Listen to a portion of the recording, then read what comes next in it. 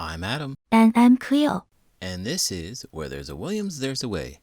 Hey Cleo, what do you know about leprechauns? I know. Leprechauns are tiny green creatures that hide gold at the end of a rainbow. That's right. But do you know why they hide gold? Because they're afraid of banks.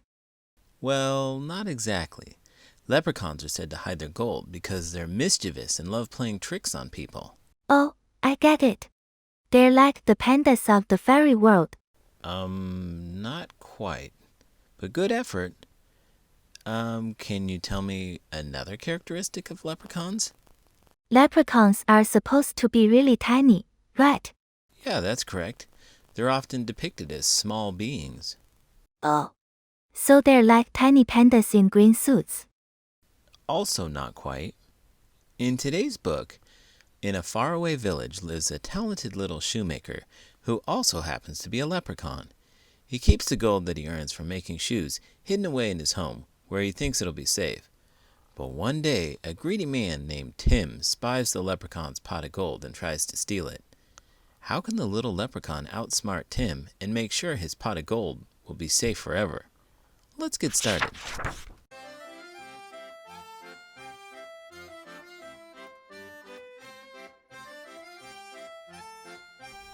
The Story of the Leprechaun by Katherine Tegen, illustrated by Sally Anne Lambert. Author's note: Leprechauns are a type of fairy, and for that reason they have magical powers and can grant wishes. Most leprechauns live in Ireland, although quite a few came to North America when families left Ireland in the 19th century. Leprechauns are misers and are careful about keeping their pots of gold in a safe place. They're generally suspicious of humans, who often try to capture them or trick them in order to get the pot of gold. Unlike humans, they also have a natural ability to find the end of the rainbow, which is handy when burying treasure. A little man about 2 feet tall lived under a large tree by a stream. You could easily find him by listening for the tap, tap, tap of his hammer. The little man was a shoemaker. He spent his days making shoes that were green gold and lavender. Some with pointy toes and some with high heels, for the people who lived nearby, and for the fairies who lived in the woods. The people knew he was a leprechaun, for there were many fairies like him who lived outside the villages. The people paid the leprechaun with pieces of gold for the shoes that he cobbled. Leprechauns are mythical creatures from Irish folklore, believed to guard pots of gold. Can you tell me what they're famous for besides gold? Oh, I know this one too. They're famous for their tiny little shoes. Well, yeah, they're often shown wearing buckled shoes, but that's not exactly what I was looking for. I remember. They're famous for their magic. Exactly. Leprechauns are known for their mischievous nature and magical abilities. Do you know what they might do with their magic? They turn pumpkins into carriages for princesses. Leprechauns aren't usually associated with fairy tales like Cinderella. They're more known for pranks and tricks. So, they turn carriages into pumpkins for witches. No. Let's try to focus on what leprechauns are known for, like granting wishes or playing tricks on people. Oh, got it. So, they turn teachers into leprechauns and leprechauns into teachers. That's not exactly what I meant. Oh, I know. They turn gold into chocolate coins. That's why we always find chocolate coins instead of gold. Well, Cleo, I think you might be misinterpreting a few things here. But hey, I love your imagination, and it's certainly colorful. The fairy shoes were made of satin, and they were tiny. The fairies brought their gold to the leprechaun too. The leprechaun needed a place to keep his gold. He was a bit of a miser, so he didn't like to spend his money. An old metal pot became the perfect place for all his wealth. His shoes were so prized that soon his pot of gold was overflowing.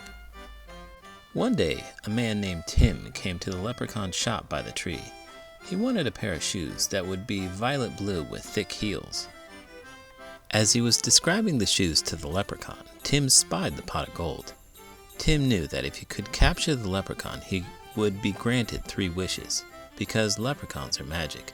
"I'll come back in a few days to collect my shoes," said Tim. The leprechaun was no fool. He knew what the man was really after. he buried his pot of gold in a field filled with berry bushes. A few days later, Tim came back, and the leprechaun gave him the violet blue shoes. But when the leprechaun turned to hide his payment, he was snatched from behind. Hey, Cleo, I need your help with something very important. I'm all ears. Adam, what's up? Well, you see, I have this, very valuable teaching tool that I need to keep safe. A treasure hunt. I love treasure hunts. Is it buried in the playground? No, it's not buried anywhere. It's actually, well, it's in this box. A box. Is it a magic box? Does it have a leprechaun inside? No, it doesn't have a leprechaun. It's just a regular box. But inside, there's something very special to me. Is it a shiny rock? I found one once, and I thought it was very special until I accidentally sat on it. No, it's not a rock. It's more like a piece of paper, but a very important piece of paper. Uh-huh. Is it a secret map to buried treasure? Is that why you're hiding it? No, it's not a map. It's actually, well, it's a certificate. The leprechaun could not escape. Now Tim could get what he wanted. For the first wish, I want you to show me where the pot of gold is hidden. For my second wish, I want 100 pair of shoes. And for my third wish, I want 3 more wishes. The leprechaun said, I can grant you the first 2 wishes, but the third wish is a greedy trick and cannot be granted. The leprechaun brought Tim to the field and pointed to the spot where the gold was buried. Tim had no shovel to dig with, so he marked the spot with a stick and a shoe. He would come back later. When Tim returned, he could not believe his eyes. There were 200 sticks with 200 shoes all over the field. It was leprechaun magic. Tim dug many holes in the field, but he couldn't find the spot where the pot of gold was buried. After a few hours, he gave up. When he tried to collect the shoes, each one disappeared. The leprechaun had tricked him. The leprechaun needed to find a better place to hide his gold. He knew that rainbows were magic. You could never tell where one ended, and if he buried his gold at the end of one, only he would know how to find it again. So that is what he did. People still try to find his gold, but they never will. Listen for the sound of the leprechaun. Tap, tap, tap as he cobbles his shoes. Perhaps if you find him, and if you're very nice to him, he will grant you a wish. Why do you have a certificate? Like the ones they give you when you graduate from bamboo eating school? Not exactly. It's more like a certificate of appreciation. But it's very important to me, and I need to keep it safe from prying eyes. Oh, I understand now. You're hiding it because you're afraid someone will steal it and use it to become the best bamboo eater in the world. Sure. Yep. Let's go with that. So, can you help me hide it somewhere safe? Of course, Adam. I'll make sure nobody gets their paws on your precious bamboo eating certificate. Thanks.